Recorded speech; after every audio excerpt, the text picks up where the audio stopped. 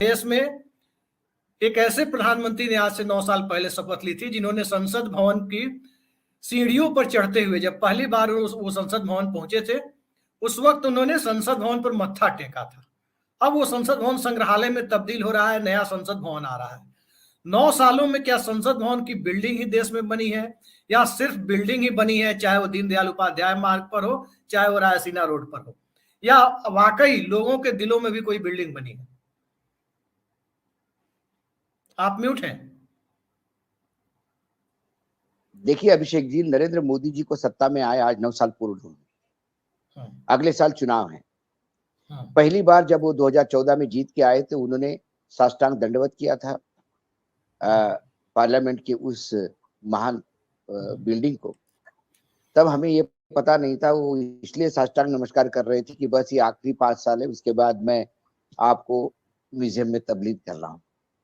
जब 2019 में आए तो उन्होंने सेंट्रल हॉल में जो संविधान की प्रति रखी हुई थी उसके आगे नतमस्तक होते हुए और उसको गीता से भी बड़ा ग्रंथ बताते हुए उन्होंने अपनी दूसरी पारी शुरू की। जब वो नतमस्तक हो रहे थे तब हमको ये नहीं समझ में आ रहा था, वो संविधान को कह रहे थे कि अब मैं आ गया हूं, अब आपकी कोई जरूरत नहीं। इस 9 सालों में 2014 से लेकर 2023 तक यदि हम देखें तो देश की उपलब्धि क्या है?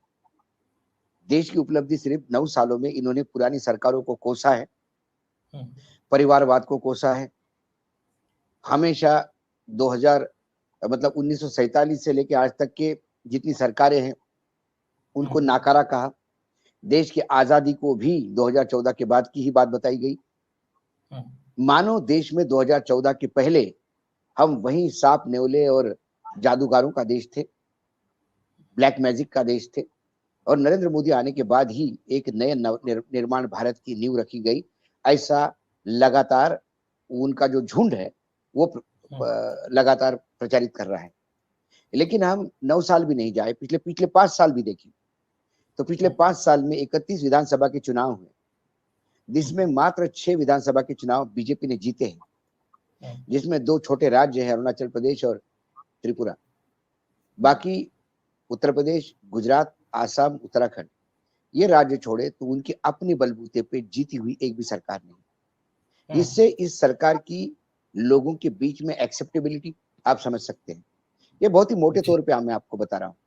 सरकारें कितनी जगह है ये मैं नहीं करता, क्योंकि इस सरकार ने लोकतंत्र चलाने के लिए और अपना तथाकथित लोकतंत्र चलाने के लिए, अपना राज्य चलाने के लिए इनकम टैक्स, सीबीआई, ईडी ऐसे तमाम इन्वेस्टिगेशन एजेंसी का खुल के उपयोग किया। और उपयोग करने का मतलब है दुरुपयोग किया। मैं दुरुपयोग इसलिए कहता हूं क्योंकि मैं कर्नाटक के चुनाव, पिछले कर्नाटक के चुनाव, उसके पिछले कर्नाटक के चुनाव से भी देखूं, मैं 15 से मतलब 9 साल पीछे भी जाऊं, मैं 2014 से जाऊं, जितने चुनाव के टाइम पे ED, income tax, CBI red करती है और विरोधियों को कॉर्नर करने का प्रयास करती है, उन्हें हतोत्साहित करती है, उन्हें पंगु बनाने का प्रयास करते हैं ताकि वो चुनाव नहीं लड़े। इसके बावजूद 6 राज्यों से ज्यादा चुनाव नहीं जीत पाए। ये वस्तुस्थिति है। और जिन लोगों पे इन्होंने प्रताड़ना की उनका क्या हुआ इस 9 सालों में, ये समझ के परे है। क्यों उनको प्रोसिक्यूशन नहीं होता? यदि वाड्रा को 6-6, 8-8 घंटे आप इंक्वायरी करते हैं और वाड्रा को जेल जाने की बात करते हैं तो वाड्रा जी बाहर क्यों है? इसका मतलब कुछ मिला नहीं। जो लोग अंदर किए गए उनको जमानत मिली। जमानत के ऊपर दिए हुए स्ट्रिक्चर न्यायपालिका ने इतने भयावह है कि कोई भी थोड़ा बहुत जन की नहीं तो मन की जिसको शर्म होती शायद इस्तीफा देके निकल लेता है। लेकिन जब आपने मोटी चमड़ी ओढ़ रखी है और ये तय कर रखा है कि न्यायपालिका कितना भी धुतकारे, न्यायपालिका कितने भी जूते मारे, हम तो हमारे हिसाब से चलेंगे। जब न्यायपालिका जूते मारेंगे तो 2 कदम पीछे आएंगे, फिर उसी राह पे चलने का प्रयास करेंगे। पिछले 9 साल में यही तांडव मैंने देखा है। चाहे मैं अपील करता हूं, आज मैं बीजेपी के किसी भी प्रवक्ता को अपील करता हूं, कोई भी प्लेटफॉर्म हो, आपका प्लेटफॉर्म, पिछले 9 साल के सरकारी आंकड़ों के साथ वो आके बातचीत करें। लेकिन वो फिर जवाहरलाल नेहरू, 1962 की लड़ाई, इमरजेंसी, इससे परे हटके यदि 2014 से लेकर 2023 तक के देश के परफॉर्मेंस की बात करें, वो कहेंगे कि एक्सपोर्ट बढ़ा है। तो एक्सपोर्ट जितना बढ़ा है उसके कई गुना ज्यादा इंपोर्ट बढ़ा है। हमारे व्यापार का घाटा 100 अरब से ऊपर चला गया। आप कहते जो हो बात आप कह रहे कि हैं सर, आप व्यापार घाटे की बात कर रहे हैं, हम तो कुछ अंतर्राष्ट्रीय इंडेक्स को देख रहे थे, 2-3 की चर्चा आपके सामने हम कर देते हैं। प्रेस फ्रीडम इंडेक्स में गोदी मीडिया के दौर में भारत की क्या स्थिति है? 100 से नीचे। हंगर इंडेक्स, भूखमरी की स्थिति ये है कि 82 करोड़ लोगों को 5 किलो राशन हर महीने दिए जाने के बावजूद देश की स्थिति बेहद खराब है। पाकिस्तान की स्थिति भारत से बेहतर है। इसके बाद इसके साथ आप देखिए लैंगिक समानता, जेंडर इक्वलिटी का जो इंडेक्स है उस पर भारत की स्थिति बहुत खराब है। और तमाम ऐसे पैरामीटर्स आप देख लें, भारत की स्थिति बेहद खराब है। फिर कौन सा अमृत काल आया और कौन से अच्छे दिन आए? अच्छे दिन तो आए, अच्छे दिन नरेंद्र मोदी जी के आए, अच्छे दिन अमित शाह के आए, अच्छे दिन अमित शाह के बेटे के आए, अच्छे दिन अडानी के आए, अच्छे दिन अंबानी के आए, अच्छे दिन उन तमाम उद्योगपतियों के आए जो सरकार को खुल के इलेक्ट्रिकल बॉन्ड देते हैं। अच्छे दिन उन लोगों के आए जो दबा के पीएम केयर फंड में डोनेशन देते हैं। अच्छे दिन की परिकल्पना ये बहुत दूर का सपना, दूर की कौड़ी आम आदमी के लिए रखा है। मैं मानता हूँ कोविड के 2 साल भी इस 9 साल में आते हैं। कोविड की आपदा पूरे विश्व में थी। यही सरकार कहती है कि कोविड की आपदा से हम अब उठ चुके हैं, अब हमारी इकोनॉमी रफ्तार पहुंच चुकी है, अब हमारा जीएसटी बढ़ रहा है। जब कुछ सब कुछ ठीक हो गया है और कोविड की स्थिति के पहले से ही स्थिति अच्छी हो गई है, तो फिर कोविड की स्थिति में दिया जाने वाला अनाज आप कंटिन्यू क्यों करते? क्योंकि आपको डर है कि यदि हमने ये 81 करोड़ लोगों को अनाज देना बंद कर दिया तो हमारी भाषण सुनने के लिए वैसे भी लोग चेयर खाली रहती है, लेकिन अब शायद लोग पैसे देके भी नहीं आएंगे, ये वो जानते हैं।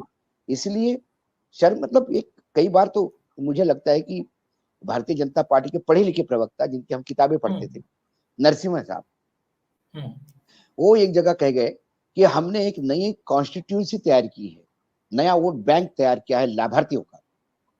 ये लाभार्थी क्या होता है? लाभार्थी क्या रिश्वत देने का एक नया तरीका है? आप किसानों को 6,000 रुपए दे रहे हैं। नरेंद्र मोदी जी को मैं आह्वान करता हूँ, 2.5 एकड़ जमीन मैं उनको देता हूँ, उस 2.5 एकड़ में 6,000 से वो क्या कर सकते हो मुझे बता के दिखाए। ये भी कोई भी किसान बताए कि इस 6,000 रुपए से जो 2-2 हजार के टुकड़े में पूरे साल में मिलते हैं, उसको आप बताइए मुझे क्या कर सकता है उस किसान जमीन पे? तो किसान को ये रिश्वत दी जा रही है। आप जब कहते हैं कि हम अनाज दे रहे हैं तो वो रिश्वत है। आपने इस देश की, आपकी इकोनॉमी इतनी डिरेल हो गई है कि आपने नोटबंदी जैसा तुगलकी फरमान लाया। सबसे बड़ी इस सरकार की सबसे बड़ा ब्लेंडर होगा, जो सबसे बड़ी भूल है, सबसे बड़ी मिस्टेक है, गलती है, वो नोटबंदी था। नोटबंदी के बाद देश की अर्थव्यवस्था पटरी पे आई नहीं। आपने यूनिक टाइप की नोटबंदी की जिसकी परिभाषा विश्व के किसी भी इकोनॉमिस्ट के पास नहीं मिलेगी, जहां बड़े नोट निकाल के उससे भी बड़े नोट इंट्रोड्यूस किए। और जब आज आपको पता पड़ा कि 9 साल बाद, मतलब नोटबंदी के करीब करीब 6-7 साल बाद आपको ये पता पड़ा कि 2000 के 54 करोड़ नोट जिसकी वैल्यू 1,09,000 करोड़ होती है, ये लोग दबा के बैठे हैं। तो उनको निकालने के लिए अभी आपने 2000 के नोट बैंकों में देना शुरू कर दिए। अब हमारे यहाँ सबसे बड़ा जो नोट होगा अभिषेक जी, वो 500 का है। अब स्थिति बताइए, आज ही मैं एक अखबार में एक खबर पढ़ रहा था, किसी बैंक के सोर्सेस से दी थी। उन्होंने कहा कि 2000 के नोट तो आ रहे हैं, लेकिन अब 500 के नोटों की किल्लत होगी।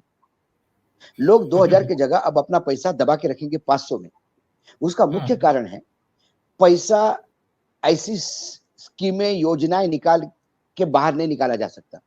पैसा आम इंसान के हाथ से तब बाहर निकलता है, उसकी क्रय शक्ति बढ़ती है, वो अपने पैसे को बाहर निकालता है जब उसका सरकार में विश्वास होता है, अर्थव्यवस्था में विश्वास होता है, बैंकिंग सिस्टम में विश्वास होता है, शेयर मार्केट में विश्वास होता है।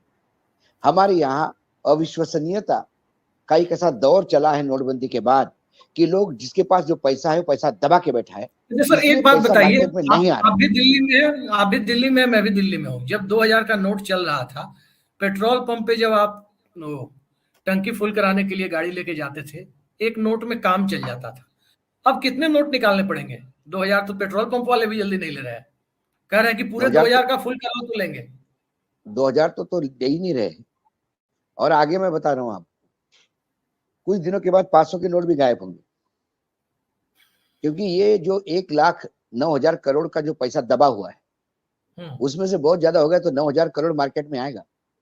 1 लाख करोड़ तो अभी भी दबा के रहेगा, क्योंकि वो गृहिणी वो इंसान जो मिडिल क्लास, जिसके पास पैसा है, वो सोचता है कि यदि बुरे दिन आ गए तो मेरा पैसा ही मेरा काम आएगा। मेरा पैसा मैंने बैंक में रखा तो पता पड़ेगा तो बैंक में भी मेरे को रोज विड्रॉल के लिए 1000 से ज्यादा नहीं मिलेगा। ये भी स्थिति हो सकती है। कई बार हमने ये स्थिति देखी है। इस वजह से उसका विश्वसनीयता खत्म हो गई। दूसरी बात, ऐसा कौन सा पैरामीटर है? सामाजिक ताना बाना ध्वस्त हो चुका है। जब प्रधानमंत्री स्वयं बजरंगबली की जय बोलकर बटन दबाने की बात करते हैं तो आप समझ जाते हैं कि वो प्रधानमंत्री हिंदुओं के प्रधानमंत्री कि भारत के प्रधानमंत्री। भारत हिंदू बहुल क्षेत्र है, 80% हिंदू है, लेकिन उनका हिंदुत्व और संघ का हिंदुत्व, उनका हिंदुत्व और नरेंद्र मोदी जो हिंदुत्व मानते हैं उसका अलग है। मेरा हिंदुत्व सर्वधर्म समभाव में है, मेरा हिंदुत्व इंसानियत में है, मेरा हिंदुत्व राम में नहीं है, मेरा भगवान मंदिरों में नहीं बसता, मेरा भगवान इंसान में बसता है। ये मुझे गीता ने सिखाया, ये मुझे मेरे हिंदू धर्म ने सिखाया। लेकिन इनका हिंदू धर्म ये है कि दूसरे धर्म के लोगों को अपने समाज से भगाओ, उनकी हत्याएं करो, उनको खत्म करो। और ये हिंदू धर्म की ये जो इनकी परिभाषा है ये इतनी घातक होने जा रही है। कल मैं एक सिचुएशन बताता हूँ आपको, हाइपोथेटिकल सिचुएशन जो हो नहीं सकती, लेकिन समझने के लिए, यदि कल इस देश से मुसलमान पूर्ण रूप से चला गया बाहर, इसके बाद ये मुसलमान की जगह आदिवासियों को देंगे, मुसलमान की जगह फिर उसका दलितों का उत्पीड़न चालू हो जाएगा। आज भी क्या दलित इस देश में, हम आज मतलब अमृत महोत्सव मना रहे हैं, किस बात का अमृत महोत्सव? 75 साल हो गए देश में दलित। और पीलीभीत जैसा जिला